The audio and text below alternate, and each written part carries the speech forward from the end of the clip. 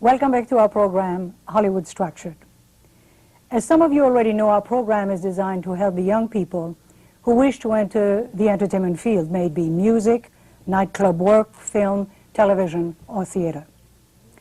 It is also designed to help the parents and the educators of those young people to help them understand their wants, their needs, and the pitfalls and the traps they may fall into unless thoroughly acquainted with the inner workings of Hollywood. Today, as our special guest, we have someone who, while a child in Massachusetts, had no idea what he wanted to do with his life. He became a boxer out of necessity, and he will explain to you why. He then turned to radio, then to acting, and became extremely successful. He has about over 200 television credits and over 33 films, I believe, to his credit. He's also a sports announcer. His name is Biff Elliot. Hello, Biff. Well, am I all set here? I mean, everything's done. Nothing in my pockets to ruin a shot. I'll snap my... Am I exactly the way you want me? Exactly. I must explain the reason that Biff is asking that is because one of the first things I tell my students is empty your pockets. Yeah. I don't want to hear any jingling in your pocket while you're on the set, because the sound man would be absolutely furious, so he's just reminded me of that. Now, before Biff shares his experiences and his expertise with us, I would like to speak to you today about what happened to one of my students sometime last week. It's not really a scam, as we have spoken about scam before, but it's sort of a kind of a scam. She is a young actress, and she has worked a little bit, and she was having lunch in a restaurant, alone, and at the table next to her was a very nice gentleman who was also having lunch. And after a while, he turned to her and he said, "You're an actress, right? And you're a good one, right?" Well, flattery will get you somewhere. And she said, "Yes, I am." And he said, "Well, I'm a writer." And he introduced himself, and he said that he was actually preparing a couple of series for one of the major networks, and that he thought she would be perfect for one of the roles. Did she have a picture with her? Well, being a well-prepared actress, she had 5 of them in the back of a car. So she excused herself, went to a car, came back with 2 pictures to show him what she could do in drama and what she could do in comedy. And he took the pictures, and they continued talking. She told him that she was married, and he very pleasantly told her that it was not so good for a young actress to be married because the moment she starts working, the husband becomes jealous.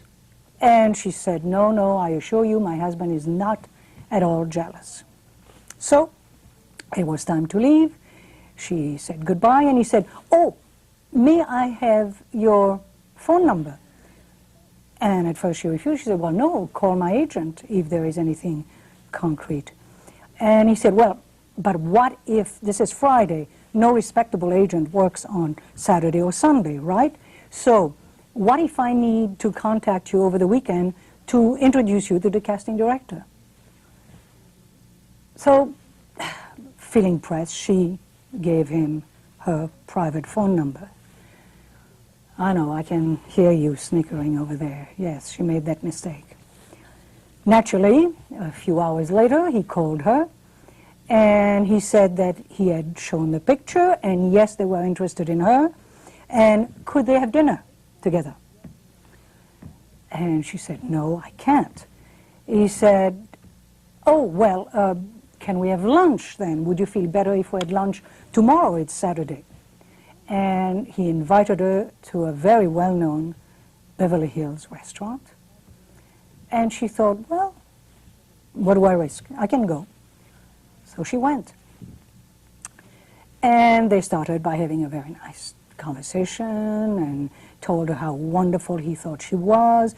And she said, "But don't you need to see me act?" And she said, no, I can tell just by looking at you. And he said, you know, I would love to be your friend. And she said, well, I'd like to be your friend too. And I said, well, I'd like to date you. And she said, but I am married. He said, but your husband is not jealous, and I'm very attracted to you. So what, you know, what's the problem?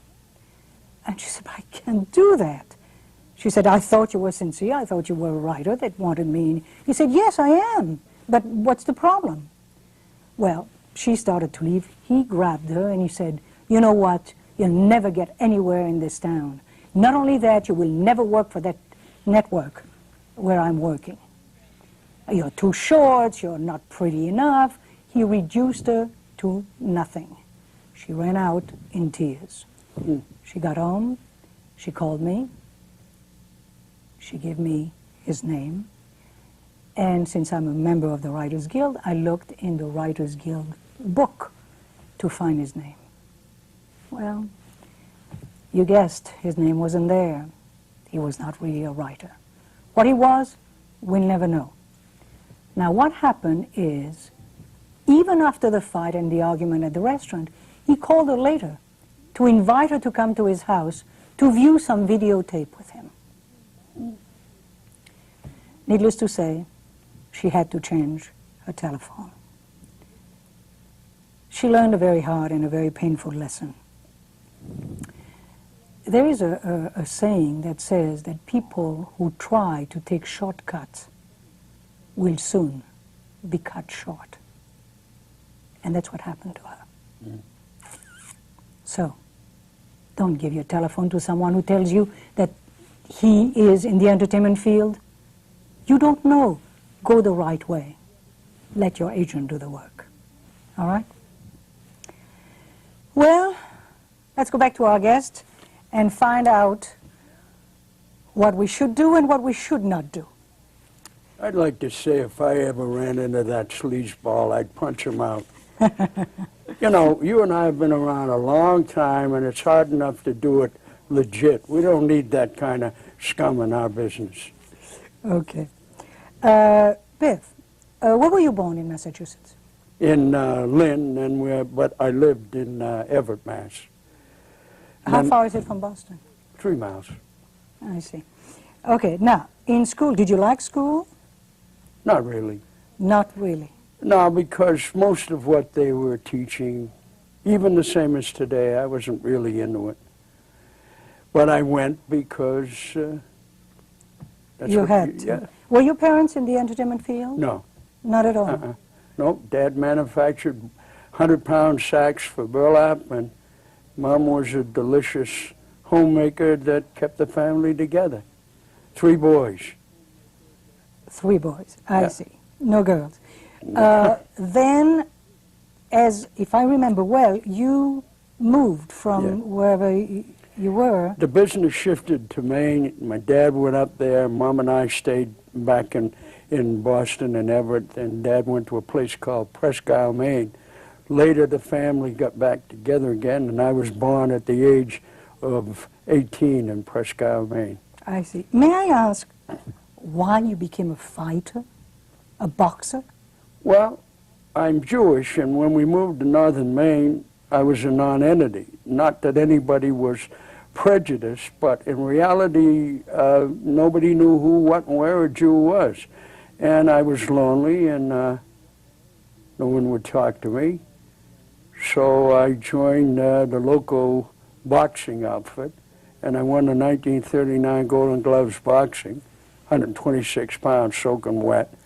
And from then on in, I was a celebrity because I was the one thing that allowed me to fit in. I was a heavy, masculine guy who could take care of himself. Did your father want you to fight? No, I didn't even know. He said, we're going to the bouts tonight. And I said, Dad, I got to tell you something. We're not only going, I'm fighting, so you can't fight. I said, that's not the point. I'm in the tournament. And the first 2 guys I met, I knocked them out. And then I went to Bangor, and I won that fight. And then I was supposed to go to Boston, but because I was just a kid, my mother said, pass. And so my boxing career was cut over. short. Yeah. Now, how did you get in New York? How did you get to New York? Well, my brother, Biff Elliot, was quite famous down there. He first started a radio show called Borden's County Fair that he was the MC for, and then he became one of the top sportscasters for CBS. And my wife and I graduated like on June the 6th, and on June the 7th we were in New York, because I always wanted to go to New York and try my luck against the big town, but not as an actor. I was writing. And what I knew about writing was the end of a pencil, but, you know, you've known me So for... what did you do? What did you do? I wrote comedy shows.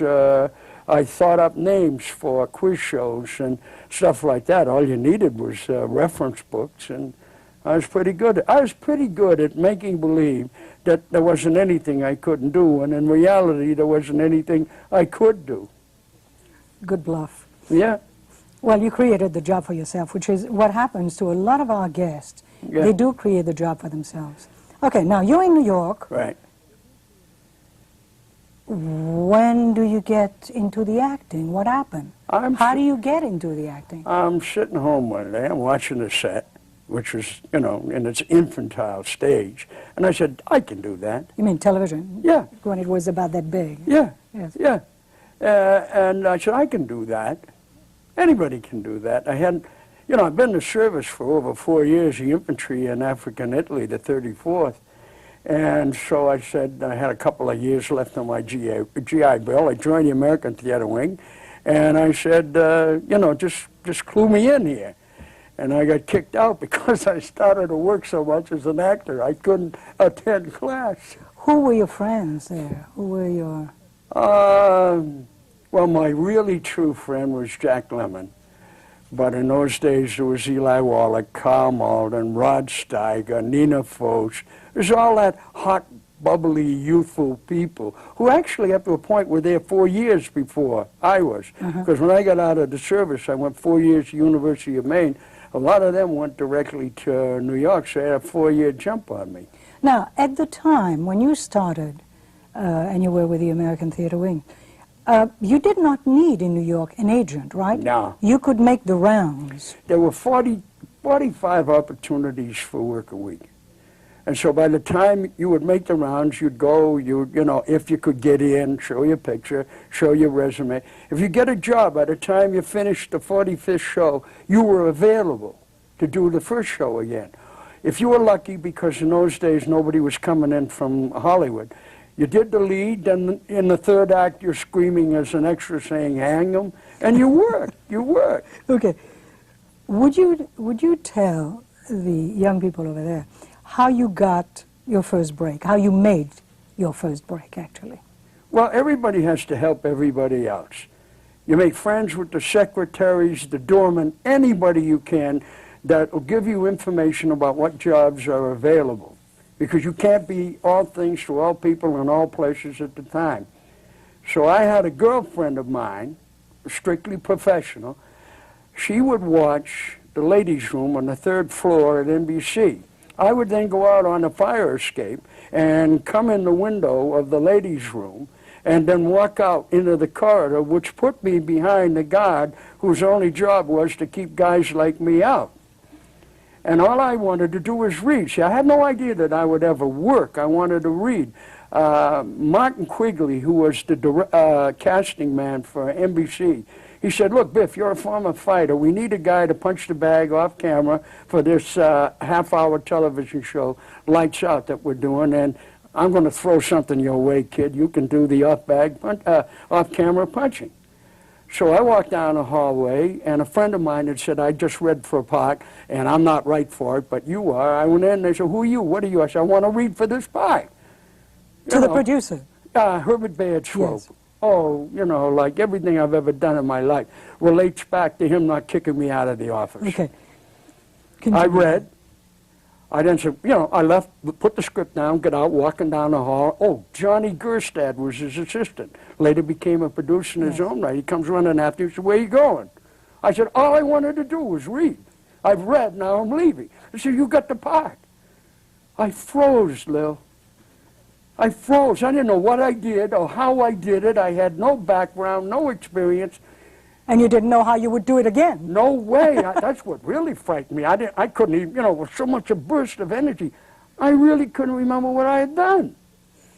So now I go back to Quigley, and he says, how did you get in back of me? And I said, well, you read for this part? And I said, yeah.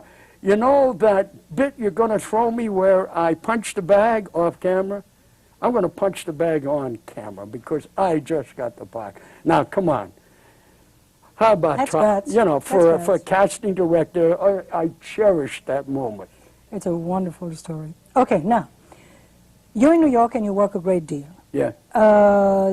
Do you do a lot of theater or mainly live shows because it was live at the time? I made a pact with my wife, may her soul rest in peace, that I would either do a lead on Broadway or a lead in a motion picture within 1 year, or I'd look for something else to do, because my main thrust was being with her and making her life. And so do you come to Hollywood? Are you? No, what happens is they come in town. I was up for the lead in Martin Luther. Louis de Rochemont was doing Martin Luther. I was up for the lead in a Broadway play, Picnic, William Inge. And they came in from Hollywood, Victor Saville in that crowd, and they said, we're doing this guy, Mike Hammer. I didn't want to do Mike Hammer. I'm not a tough guy. I can handle myself, but I'm not, you know, I want to be all things to all people. And he looks me over and says, I want you to play Mike Hammer in the first Mickey Splain picture. I had a jury.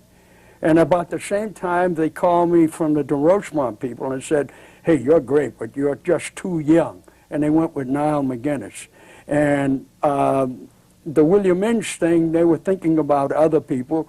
Later came to the coast, and they did it with Cliff Robertson and William Holden.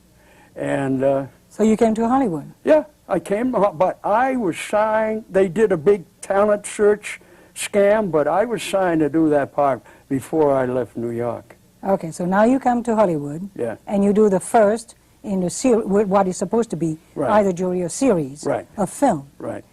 Now, I would like, you don't have to explain it to me because I know, but explain to them what you did. Well, this is a bone of contention between Lil and I, who go back more years than most of you have been alive. I didn't want to be known as Mike Hammer. I had been in New York. I had been a part of the MCA setup, and Chester Morris, a very fine actor who I appreciated and admired, was in the office with the biggest agent in that group, and he leaves, and I said, hey, there's Chester Morris. And the guy said, yeah, Boston Blackie. And that stuck in my head, because I said, there's Biff Elliot. Yeah, Mike Hammer. You know, that's not what I became an actor for. Not money, not fame, not admiration, not all the things that you keep saying. I became an actor because I wanted the respect of doing something at a human being that I was good at. I figured if I do it, the money and the rest of that junk would come, but I really never wanted that. Okay. I wanted Lilyan Chauvin and the other people that I respected to look me in the face and say, you're a very fine actor. Okay. However, you had no one to guide you right there. I didn't have you. Okay. You had no one to guide you. And then what happened? I went to work as a night watchman in North Hollywood. I couldn't break my contract, and I worked for $1.98 for a whole year because I couldn't do any other things, because I did not want to be tagged with Mike Hammer. And I've been making a comeback ever since. It's only 40 years, Lil. Who knows what? I made your show. Okay. Well, you work. I mean, you work now. Yeah, okay. Yeah. Would you say that maybe you don't consider it a mistake in this sense? However, some of your friends did some movies or some series that they were not that proud of, and then it did open doors to them to have choice roles. Right. Would you say that maybe in some way it was a mistake what you did? Oh, sure. You were young, you were brash. No, in retrospect, like look at the wonderful work that Michael Landon has done. Not that Bonanza was bad, but then again, Pernell Roberts walked away from it. He later did series and made a name on his own. But what I didn't understand in those days is you got to learn how to crawl before you can walk. Tell me. Come on, you know this, I never wanted to be a star. But, you know, it's like Brando said in The Waterfront, I wanted to be a contender. It just didn't work out that way. I still have you. I still have my second wife. I got everything I've ever wanted. But for you guys, don't do it. Do not do it. There's a better way of doing it than the way I did it. Would you say that the young people should learn to work within the structure? It's the only way. I didn't know that at that time. It's the only way. Darren McGavin did Casey Crime, whatever, and then he got to the point where he could do what he wanted. Humphrey Bogart didn't do The African Queen until years after he was a contract gangster for Warner Brothers. It's the way it works.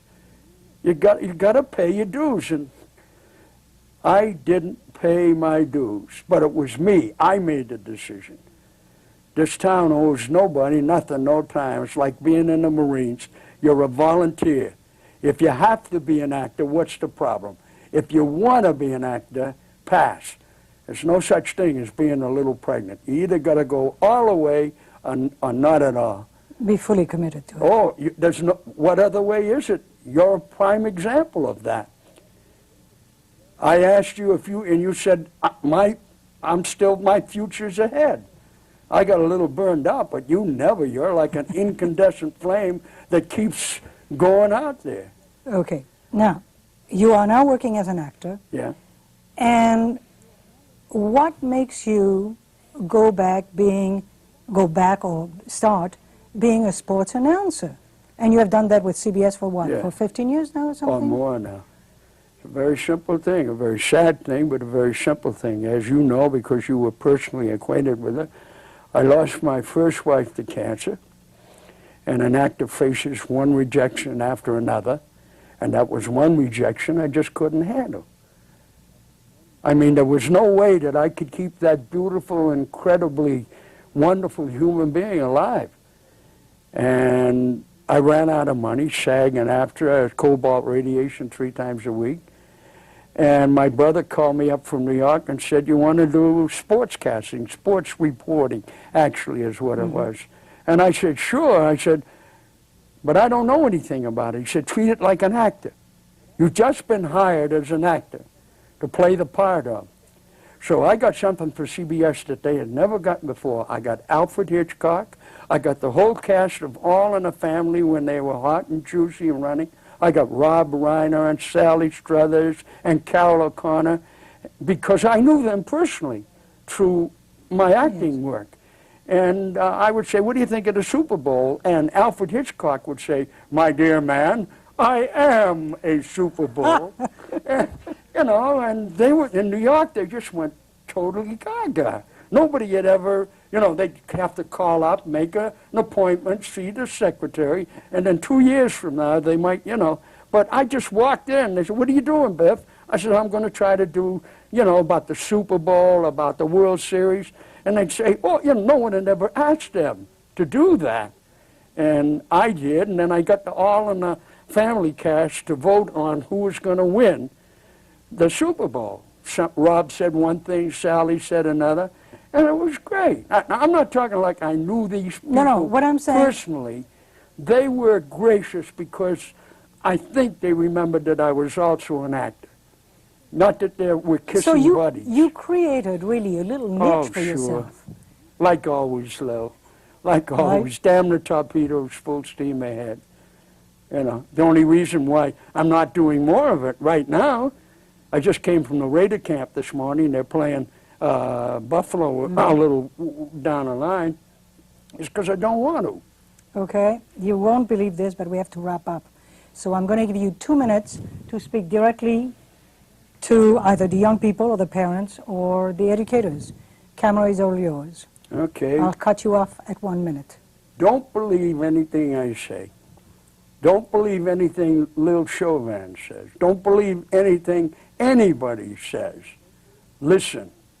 Look, learn, If there was only one thing I could say to you was read. Read. You're as good as you can be if you read. Your bibliography opens you up. There's no such thing as teaching acting. You teach people. And you have a right to be a people, a person. But if you tell me that you want to do your own thing and then you come on with actors I've known and loved, and I see pieces of other personalities that you're doing a mimic, I'll say, please, devoutly to be wished, be yourself. How do you achieve being yourself? I don't know. I'm 68 and I'm still trying to do it. Don't believe me. Listen, look. Be like Magic Johnson as one of the pure, raw, cultural challenges of our age. That guy is a genius at reading the floor and hitting the open man. Do the same. Do the same. And it doesn't, you cannot fail. That's a big thing that a lot of acting groups and acting places, they coach failure. You cannot fail. The only way you can fail is to drop dead. If you get up off the floor and go again and take what you've learned because it didn't quite work, that's all you have to do, rap. I don't think that he really meant don't believe. He meant don't take everything verbatim. Just listen carefully and learn. If I believed you years ago, I wouldn't be where I am now.